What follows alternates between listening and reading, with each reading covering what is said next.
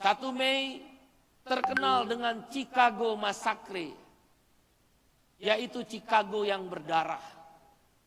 Ada 5 pimpinan serikat buruh di Amerika, bukan komunis, bukan negara-negara komunis, tapi di Amerika sana, di Chicago.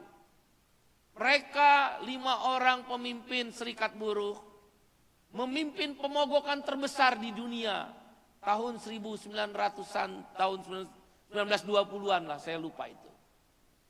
Yang dikenal dengan Chicago Massacre, Chicago berdarah.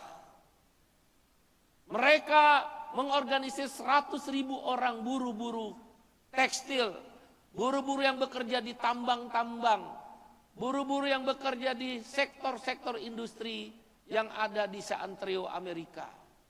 Singkat cerita, terjadi pemogokan 3 hari. Pemerintah Chicago waktu itu memerintahkan polisi-polisi, tentara-tentara untuk menghentikan pemogokan. Maka sejarah mencatat di Brondong para buruh. Apa salahnya buruh? Mereka hanya minta 8 triple H, 8 jam istirahat, 8 jam untuk bekerja, 8 jam untuk bersosialisasi. Tahun-tahun itu orang bekerja di pertambangan di bawah tanah itu 18 jam tanpa lembur. Tahun-tahun itu orang memintal benang, memintal tenunan, membuat garmen dan tekstil itu 12 jam tanpa upah lembur. Mereka tidak bisa bersosialisasi dengan keluarga. Mereka kurang jam istirahat dan upah mereka rendah. Sekitar tahun 1920-an. Cerita tentang buruh, lembar demi lembar buku tentang buruh, tentang petani, tentang nelayan, tentang guru, tentang kelas pekerja the working class adalah cerita tentang penderitaan. Cerita tentang penindasan. Cerita yang diperlakukan secara tidak adil, bahkan melebihi pri kemanusiaan. Itulah kemudian internasionali pertama telah menetapkan kejadian Chicago Massacre sebagai Hari Buruh Internasional yang kita peringati 1 Mei. Almarhum Mohtar Pakpahan, Profesor Doktor, dan Bang Sony Pujisasono dan kawan-kawannya. Kemudian termasuk Gus Dur. Pendiri Partai Buruh itu Gus Dur. Jadi orang NU, Gus Durian itu seharusnya dekat dengan Partai Buruh. Juga bahkan orang kepercayaan Mbak Mega waktu itu, kalau saya nggak salah, Sabam Sirait, itu pendiri Partai Buruh. Ketua KPK pertama, itu pendiri Partai Buruh. Tanya aja Bang Sony. Jadi Partai Buruh itu didirikan tokoh-tokoh Indonesia, dipilihnya tanggal 1 Mei karena merepresentasi untuk mengangkat dan menghentikan penderitaan manusia. Manusia tidak boleh tunduk kepada manusia. Manusia hanya tunduk kepada Tuhan. Oleh karena itu Partai Buruh tugas utamanya seperti kenabian kita meneruskan, yaitu membebaskan perbudakan di muka bumi selama-lamanya. Kemudian 5 pemimpin buruh Chicago Massacre itu, setelah di situ diceritakan dalam sejarah selokan-selokan, got-got, sungai-sungai kecil di Chicago, Amerika Serikat itu berwarna merah semua. Diberondong senjata orang yang mau memogokkan untuk memperjuangkan Triple H tadi. 5 pemimpinnya, pemimpin serikat buruh digantung di alun-alun, kira-kira di alun-alun.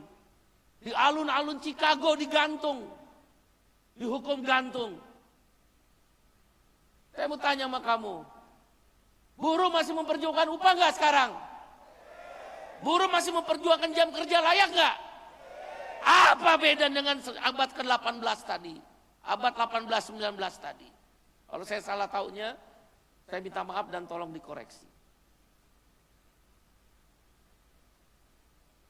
Apa bedanya penindasan dan perbudakan di abad 18-19 zaman Renaissance dengan hari ini? Kita tetap turun ke jalan menuntut upah layak, bahkan dicibir dan dihina. Dan mereka yang mencibir dan menghina kaum buruh, mereka yang menikmati hasil perjuangan kaum buruh. Dulu kita meminta di abad 18-19 itu, sehingga 5 pemimpin buruh digantung hidup-hidup, adalah supaya bisa bersosialisasi dengan keluarganya. Hari ini kamu semua mengejar jam lembur. Betul apa enggak? Mukamu aja muka lembur. Betul apa betul? Apa bedanya dengan 100-200 tahun yang lalu? Bagaimana tanah petani dirampas oleh korporasi, menggunakan kekuasaan para pejabat-pejabat.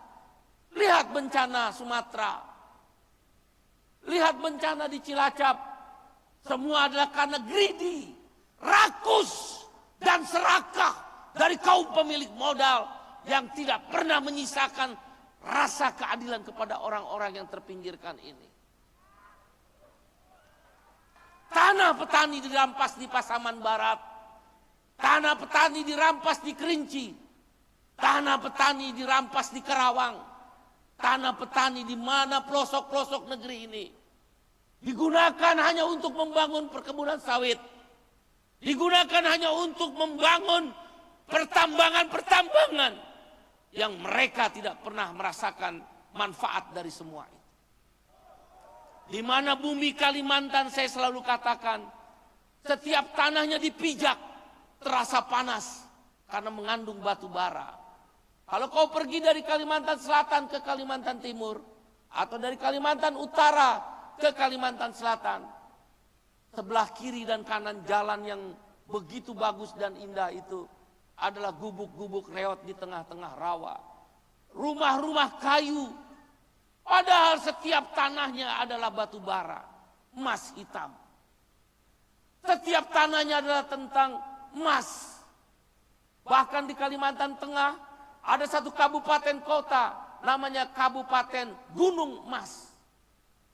Kenapa dinamakan Kabupaten Gunung Emas? Ya gunung emas. Tapi kalau kau pergi ke Kabupaten Gunung Emas itu, rakyatnya tetap miskin.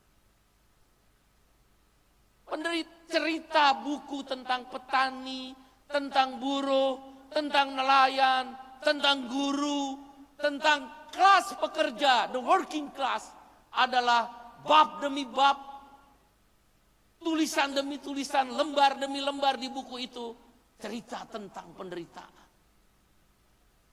Oleh karena itu, partai buruh di seluruh belahan dunia didirikan untuk mengimbangi kerakusan dan keserakahan para pemilik modal.